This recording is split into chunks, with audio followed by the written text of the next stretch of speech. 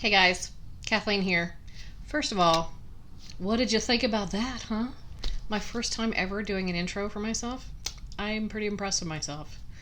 I'm sure it'll get better because, it was my first time. So, whatevs.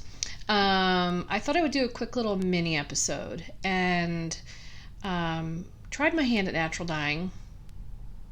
Not sure about it yet. I'm going to insert some pictures and some video. And I kind of want to take you through the process of, how it went and what I was doing. And yeah, so take a look at this and you can see my process. And if you have any suggestions on maybe what I did wrong, I would love to hear it. I have some thoughts on that though, and I'll follow up with that at the other side of the clips and the pictures. See you in a sec. We are in the morning stage, people. There we go. Okay, so now we have the 3 skeins of the yarn right now because I couldn't get all 5 of them in there. 3 skeins are in the pot, just kind of getting wet. Oh, let's move it so you can see it. Kind of blown out, but they're just getting wet, so they're soaking. It smells like wet yarn. And then there I have my pot for my mordant. So I'll do my mordant and then I'll wash it and then I'll do the dye in there too. So for now I'm just gonna do the mordant in there. So I bought a separate pot for that, not gonna be used for cooking. And I have separate tongs that I'm gonna use that are not to be used for cooking. And yeah, so right now they're just soaking and come on. There we go. Oh, well, maybe that helps, I don't know. Right now they're just getting wet.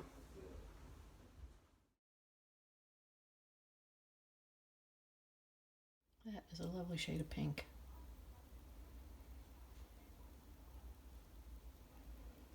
Okay, so I just put the yarn in the dye bath. Fresh, mordanted yarn in the avocado. And just need to get it to a simmer. And then let it sit for about an hour. And we'll see what we have. Well, then it has to cool down before I can handle it. And then we'll see what we have. So, I let the dye sit overnight, and this morning I came out, and wow, it's much pinker than it was last night.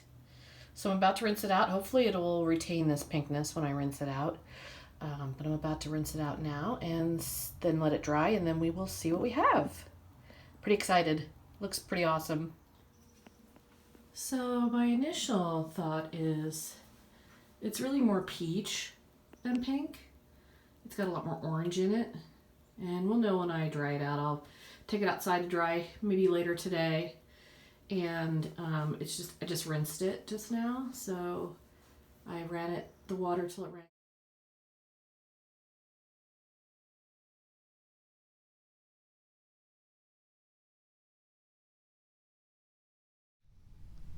Okay, so you saw my process. I did, I researched it before I did anything. I did mordant the yarn. I did freeze my skins and pits, or not freeze, I dried them. And I'm kind of wondering if maybe that was the issue. I'm wondering if maybe I should do them frozen next time because I didn't get pink. I didn't even get close to pink. I got like I don't know. I think in my Instagram, I called it the ugly crayon in the crayon box. The one that nobody wants to use. Right up there with burnt sienna. Like, who uses burnt sienna? This is it. And in this picture, it kind of doesn't look so bad. Maybe I should hold it back here. I don't know. Yeah, that's maybe a little bit of better representation. Yeah, it's just beige, peachy beige, boring is maybe the best word for it. Snore, meh, yawn. I don't know. Anyway, I'm not so thrilled with it. Yeah. So I have 1, 2, I have 300 grams of it. And if you saw the little clips that I put in there, I think I probably overhandled it a bit.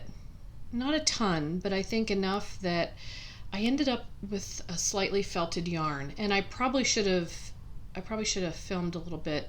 Maybe I did and I don't remember. I probably should have filmed a little bit so you could see how like it just like barely like sticks to itself a little bit when you try and separate the fibers. You can't really see it now because it's caked up. But when it was in the skein, it would like, and you tried to separate the fibers a little bit. First of all, it's still soft, still squishy, but I have a feeling it's going to be prickly because when you separate the fibers, they kind of like stick to each other a little bit. Like it would probably be awesome for color work, but I have a lot of it. I have 300 grams of fingering weight yarn. Like, what am I going to do with this? So I'm thinking I need to do something that's not worn on your body. I just think it's going to be too itchy. I don't think anybody's going to be able to tolerate it. I mean, certainly I don't think I can wear a whole sweater in this and survive it because I'm a little sensitive to itchy wool. So I'm thinking a couple things. I'm thinking either I can hold it together with maybe some suri alpaca to make it softer, or I was thinking mohair, but I think mohair will make it just as itchy, if not worse. So maybe holding it with suri alpaca. I don't know if you got any ideas as to like what I can do with 300 grams of fingering weight yarn that is gonna probably be a little bit itchy, that is ever so slightly felted, which means it'll probably be a little, trickier to knit with. It's not going to slide across my fingers. It's not going to slide across the needle super well, but it's not felted enough that, like, I was able to make it into a cake, and it wasn't super hard. Just slightly, like, the tension when I was winding it, because I use a Royal. It's under my table, like inside my table. I use the Royal ball winder, and I have a wooden Swift, and it's the accordion style, and it wasn't like it was hard to wind. It was actually okay to wind. It just like didn't go as fast, really super fast, like I can really get cranking on some of them. Not bad, just enough that I'm just a little worried about it being something you're going to wear close to your skin. Like, I would not probably put it against my neck. Although, actually, against my neck, it feels okay. I don't know. It's wool nylon. It's 75-25. The 25% nylon probably kept it from felting more than it might have. I think I probably just, in my earnestness to make sure that it was submerged in all the dye, and because maybe I needed more dye bath, which means I probably needed like 4 more avocado skins, and then I could have raised it up by like another quart. I mean, it was all submerged, and there was room. There was just not a ton of room, and the skein that was on the top was, always on the top, and I would push it down a little bit with the tongs. Actually, I would push it down a little bit to try and submerge it a little bit, and at one point I did try to rotate it a little bit. Maybe that was where I went wrong. I probably should have just left the damn thing alone, because what I would have ended up with, I'm sure, is because some of these skeins are kind of tonal, right? So they're not solid dye. They're kind of tonal, because the ones that were at the bottom, like the parts, I don't know if it was even the ones at the bottom, but somehow some of them had a little bit more. I don't know if you can kind of see a little bit right there. I don't know. They're just ever so, like some spots that were just ever so slightly more dyed. It looked like, when I was dyeing it, it looked like it was going to be like ballerina pink. But as time went on, I dyed it for 3 hours. And maybe that was the other problem. I simmered it for 3 hours. Maybe I should have just simmered it for an hour and then just let it sit, because I simmered it for 3 hours, and then I took it off the heat, and then I let it sit in the dye overnight so it would completely cool. I did handle it here and there because I was checking it and, looking at it. And I had, because the color wasn't turning out like I wanted it to, I'm like doing Googling on my phone, and I Googled and saw that if you add some baking soda, bicarbonate to the water. Supposedly it makes it more pink. Now, I don't know the chemistry of my water. I don't know if it's acid or base. It's city water. I'm not really sure. I do know I have brand new pipes in my house. We renovated this house 4 years ago. All new plumbing. Everything, every single bit of plumbing from the street to my kitchen are all new pipes. So, and they are, I think they're called PEX pipes. I can't remember. They're like the blue or red plastic pipes. That's what we have. And PVC as well. So I don't know what my water is. You know, maybe it was my water. I don't know. Anyway, so I added a little bicarbonate, a little bit of baking soda, and I felt like as soon as I added the baking soda, like it looked like the water was turning slightly brown. So I probably oxidized whatever was in there. So lesson learned, I won't do that again. I will not add bicarbonate unless I know for sure that it's going to have the effect that I want. Probably what I'll do next time is, and I have 2 skeins left, what I may do is do a bunch of minis and then try different things with the minis. So instead of doing whole full skeins, I was super excited. I was like, it's going to be pink. Even if it's like ballerina pink, I was like super excited. Hello, it's my favorite color. Pink is my favorite color. And it, you know, it ended up meh. So I think what I might do is do mini skeins with the 2 full skeins that I have left, and maybe try a couple different things. So I might try freezing my avocado skins and pits next time. So I have to start saving them, and I might start freezing them and maybe do a couple minis in that, using frozen instead of dried, because I use dried skins. And honestly, this looks a lot like the color on the inside of the skin when it was dried, not when it was fresh. Because when it's fresh, it kind of has that, well, you have the green, you know, whatever remnants, that because you can't get all of it off, whatever remnants of avocado I had in there. Very, very little, if any, very little of the remnants of the actual pulp of the avocado. And, but the inside of the skin, you know, it's got this slightly purplish kind of look to it. So I really thought that's what I was going to get. And so maybe trying freezing them. I might try doing maybe a mini or 2 with some frozen avocados, avocado skins and pits, and see how that goes. And use the same process I used for this. I will mordant those skeins, and then I know that with avocados you don't really have to mordant, but I'm going to go ahead and mordant it because I think I might try some other things too. I'm going to do a little research and see what in my environment might be a good dye to try. There's no dandelions left, so I can't try those. Because right now it's July 1st and dandelions are done. So no dandelion flowers to try. I have mallow, common mallow, but I don't know that that's I mean, I have a lot of common mallow around, but I don't think that's, you know, the most awesome for dyeing with. There's, you know, where I live, there's enough natural material here, although it's a very arid climate. I think there's enough natural material here that there's something I could try. So I will try another thing of avocado with some minis, and I'll try maybe a couple of other different things too. But I wanted to circle back with you guys and check in and share with you my my sadness. I really wanted pink. I really had high hopes because all the videos I watched were like, look, it's pink. Nobody that I watched showed yarn that looked like this. So hello, if you tried dyeing with avocados and you got a similar result, you are welcome. Because guess what? I'm showing you, it ain't all pink. It's not. Sometimes it's peachy beige, ugly crayon. I don't know. So if that gives you any hope, not everybody's perfect. For my very first attempt, I feel like, well, hey, at least it has color on it. Hey, it's not like just still creamy colored. It actually has a color. And I think what I might do with it, aside from holding with maybe some Suri alpaca or something else, I might, because I have a lot of it, I might use it to crochet granny squares or something to make an afghan. I feel like just touching my leg with it, you know, I feel like it might not be so itchy that a blanket and, you know, a throw with it on my couch might not be too bad. So, I mean, worst case scenario, I'll have made a whole lot of granny squares, or I will have tried to do like maybe a striped granny blanket with a bunch of minis, and this is like the alternate color. That's a lot of weaving in of ends, but I'm trying to think of something positive to do with this. And I know there's probably something I can do with it. Not necessarily knit, maybe crochet.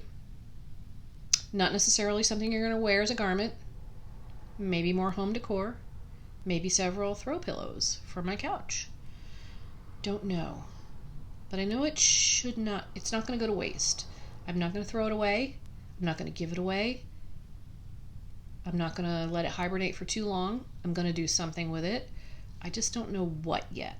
So if you have any suggestions, what you might do with some fingering weight 75-25 wool merino nylon that is ever so slightly felted, like you can't really see it. It doesn't really pull. It just, I don't know, just sticks to itself a little bit.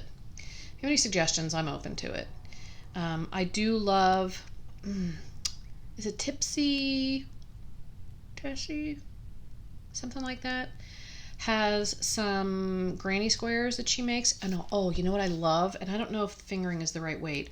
I love that granny square that is a puff square, because I have so much of this. You know, I might be able to make the puff squares, even if I do like alternate this with something else. I don't know. I'm just kind of thinking out loud here, and just thought I'd share with you guys my journey and how it went. I'm not giving up. I felt like I enjoyed the process. It is a slow process. There is nothing fast about it. You cannot rush it. It is slow, but it is worth it because it's fulfilling to see the dyed yarn when you're done. It's fulfilling because as soon as you drop it in, I mean, it starts taking color right away. So it's really satisfying to watch it take some color. And it's really satisfying when you rinse it out and it still has color. So I feel like I enjoyed it enough that I think I'll do it again. I know I'll do it again. But will I do it a lot? I don't know. It kind of depends on how things go as I progress, how I learn, what I learn, and if I have any successes. I don't want to go to superwash. I mean, I know superwash, I won't get the felting issue, but I feel strongly that I don't want plastic clothing. I don't want yarn that's coated with plastic. I love the colors you can get with superwash, and I love working with superwash yarn, and I know some are better than others as far as how they're processed, as far as the damage it does to the environment, but it's still plastic coated yarn. So I do use it. I use it for socks. I don't really use it for anything else. I do have it for all my scraps and stuff. I'm using those in a Cozy Memories blanket, which it's been hibernating for a long time. It's right up there. So I'll use the scraps for the Cozy Memories blanket, but I don't want to make like anything bigger than a pair of socks with superwash yarn. I would rather use non-superwash. So, and I know this has nylon in it, so hello, I'm still got a petroleum product in here. I might just go to straight superwash with no nylon in it. And, unless I'm making socks, I'll use superwash for socks. And I'd even consider using this for socks because it has nylon in it, but probably not because I just don't like the idea of my socks potentially felting. So, I don't know. We'll see. We'll see what happens. We'll see what this becomes, if anything. Yeah, so open to suggestion. Would love to hear your comments below. See what you think we could make here. About 300 grams of fingering weight yarn. Wool yarn. And yeah, so I'd love to hear from you. Feel free to leave a comment below. Oh, by the way, meant to say last time. Hi, I'm Kathleen. And if you enjoy what you're watching here, please do subscribe and don't forget to ring the bell so you get notifications when I post my next video. My intention is these are going to probably be once every 2 weeks, once a month, something like that. This was just a pop-in just to share how this went because I really wanted to kind of fill you guys in on that. So just feel free to subscribe, send me a message. I'm on Ravelry, I'm on Instagram, and all my contact information is below for Ravelry and Instagram. And I would love to talk to you guys and hear what you're doing and hear what you're excited about and what projects you're excited about. And I would really love to hear in the comments if you had any experience like this. And if you did, how did you correct it? Because you know what? I feel like I'm not going to reinvent the wheel here. So if anybody else has had the same experience and has been able to correct it, I would love to hear from you and suggestions on what to do with it. So until I talk to you guys next time, probably won't be this weekend because I got a lot of landscape work to do this weekend, but soon. I'll check in with you guys soon, and have a fantastic day. Have a great 4th of July. Take care of yourselves. Wash your hands. Wear your masks. I want to see you guys back here again. Take care, guys.